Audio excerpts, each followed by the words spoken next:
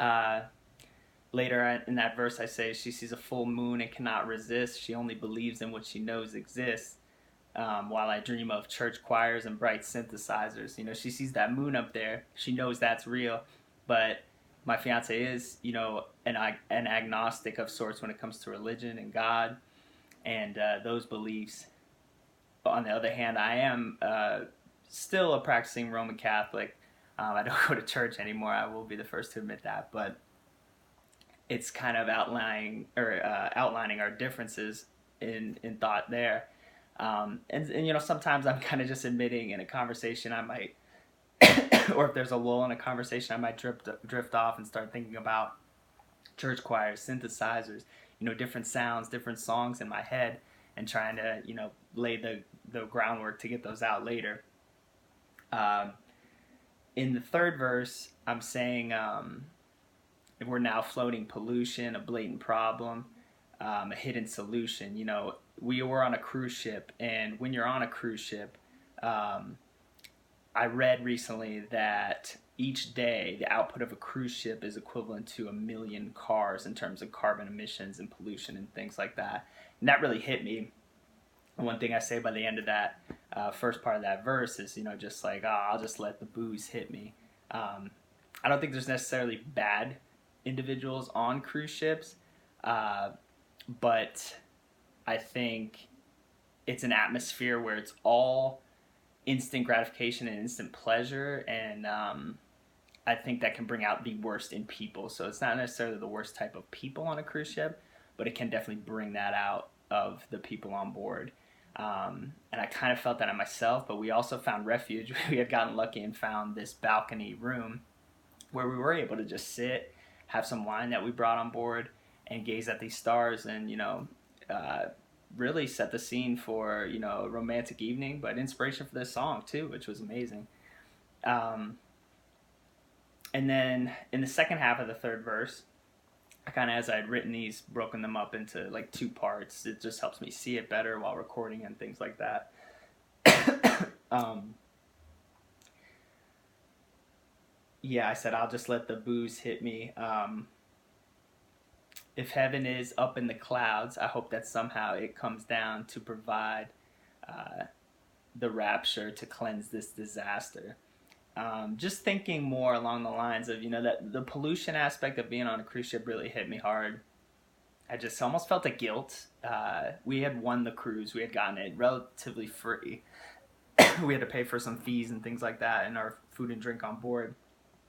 But I still felt this kind of guilt being there. And, later, again, kind of in hindsight, looking at the event and sitting on that balcony, partaking in all the activities on board, I just thought, I don't necessarily want like a Thanos type event, but there's got to be some sort of, help, divine help, a rapture to cleanse this disaster. It's not only pollution, it's not only cruise ships. Just thinking about the world at large, there's a lot of terrible things going on. People don't always, treat each other in a positive manner. And there's got to be something that hits us eventually hard enough to wake us up, to make us realize that is important, to be kind to each other and to also be kind to the place where we live that has, fostered us for millions of years now. And then after that, as far as the verses go and the lyrics, after second and third verse, again, just a quick hitter chorus that says, I'm laying out some of our relationship, some of my thoughts and feelings, some of her thoughts and feelings, but I say she sees right through heaven, right through heaven. Um, Not in a literal sense, but she sees right through it. She sees a facade. She sees something that she can't quite believe in. And what she really sees is the stuff that she knows is there. Like I mentioned in the second verse, she sees the stars, she sees the moon, the clouds. People sometimes portray heaven in that sense, a bunch of individuals, angels up in the clouds, but I'm kind of saying in this chorus that she sees right through that. But again, keeping that short so that we can move right back into our story. I think that worked out well. It's a long song to begin with. I didn't want it to be hook heavy. I wanted to tell a great story and talk about philosophical topics, and I think I did that. with this faster chorus. But after that second chorus, we go through that, distorted synth solo, like I said, which leads right into my favorite part of the song. It's the bridge, the vocal portion. It's got the big African drums. It's got a nice drive to it. The bass comes in, more of a sub bass that is a slow driver as opposed to the kind of club beat that was throughout the verses of the song. And then the synthesizer comes in as well with the bass and the African drums. And I have this line. This is the part that I love the most. And I had worked so hard on this in the studio, which, again, shout out to Melvin Durrell. He really got my vocal tone right here throughout the song. He helps me out with a lot of those effects. And I just want it to be kind of like, again, just chill, but thought-provoking and nothing too overpowering. I want you to just get in a nice wave, a nice zone throughout this song. And one influence of that feel was Troye Sivan. He has this song called 17, and it's an intro to his most recent album. And it just really sets up a nice vibe, which he uses later to kind of break it up with some big drums and stuff like that. But I wanted to use it to set like the tone of the entire journey throughout this song, which is, like 6.5 minutes long, which I'll get into in a moment. I just wanted to add one more note on the length of the song. But anyway, on the bridge, the vocals and the lyrics are, girl, I know you don't believe in G-O-D, but baby, you can believe in me. And I repeat that 3 times as the beat builds more and more to the final chorus. And that's such an important statement to me. It's, just something I've said to my fiance multiple times, just because you believe in something different from me, doesn't mean we can't believe in each other. We can't be there for each other and support each other in our beliefs and our differences. And we are very, very different. We talk about it all the time, Sometimes it just doesn't add up, but no matter what, we love each other and we're going to stick together throughout these things. And overall, too, we talk about these things. We riff it out, and we want to have a good intellectual discussion from time to time, after dinner or over dinner, whatever it may be. But again, I know you don't believe in G-O-D, but baby, you can believe in me. That was something I had written so long ago prior to the release of that album, and I kind of built the song around that statement. And I thought of this title, Right Through Heaven. Okay, I could build around that concept. I knew the concept I had explained to you, the meaning behind that phrase, but I said, okay, let's set up the rest of this. And then I used the setting of that cruise ship ride and sitting on the balcony and staring at the stars and, thinking about God and, again, existence and all of that.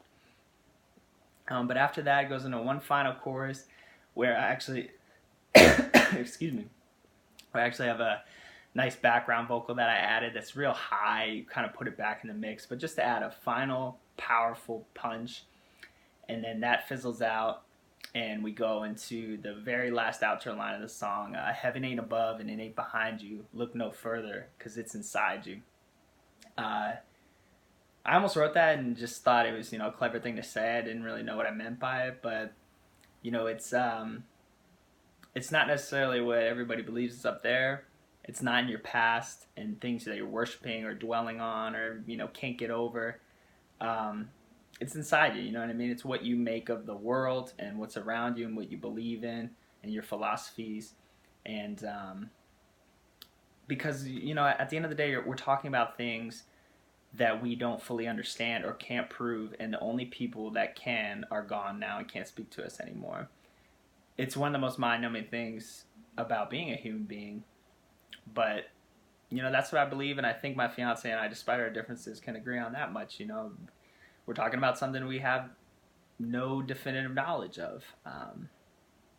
So that's also a kind of big lesson behind the song, too. I don't outright say that, but as we go through this 6.5 minute journey, I talk about some of my feelings, some of my fiance's feelings, where we clash, and then just thinking about all this in terms of, kind of this cataclysmic environmental event too. Again, cruise ships aren't great for the ocean or the environment in general, but just pondering a lot of this over a smooth, kind of club bass beat with some synthesizers sprinkled in and some acoustic and electric pianos. I think it added up to be a really beautiful journey And again, just to, as a final note, that 6.5 minute length, I showed it to my fiance, and I was like, what do you think of it? And my biggest question was, does it get boring at any point? And she said no. And later, when I released it, another close friend of mine, he also said, no, it was fine. It was long, but it, never really got annoying or boring, or I never tuned out. And I was so glad to hear that, because you're at risk for that, especially nowadays. I swear people have shorter attention spans, but you're at risk at that when you put out a long piece of any type of artwork, a big painting, a long book, a long, song about kind of thought-provoking topics. There's definitely a risk there. And a final thing worthy of note is when I showed my fiance this song, she had totally interpreted it in a different manner, which I thought was interesting. She thought I was talking specifically about the relationship throughout the entire song, even with some of the environmental issues and some of our differences, and in more of a negative light. But for me, it was more about us coming together, but despite a lot of these differences. And I was literally talking about the environment, but she saw that as turmoil in our relationship. So I always think that's cool. As the writer, you do have an intent, or sometimes maybe you're just writing in abstractions, but people will pull their own meaning out of that. And I think that's important. I think that's part of processing art. I think it's a great part of that experience. And I want to hear, about all the perception and interpretation of my work. I think that's a really cool thing to listen to. And, lets people are actually listening. They're actually trying to dig something up out of that, instead of, just listen to the background beat, of instrumental music. I'm a big lyrics guy. I always say that. And anytime somebody's digging deep, I love it, because I'm always doing that when I'm writing the songs. So this is another episode. This has been another episode of Couch Confessions. Today's song was Thru Heaven. Go check out the song while you're at it on my latest album, Truth is Naked. You can find that wherever music is streamed online. And, thank you so much once again. Tune in real soon for the next video, for some of the Book Nook sessions, and putting out some new music real soon in September. 2 new songs, so be on the lookout for that. If you sat through this entire 2-part video now, I appreciate it, and you'll now have a little preview of what's to come. So thank you so much, guys, for sticking around, and we'll see you real soon. I'm Jordan Flaherty. Catch you later.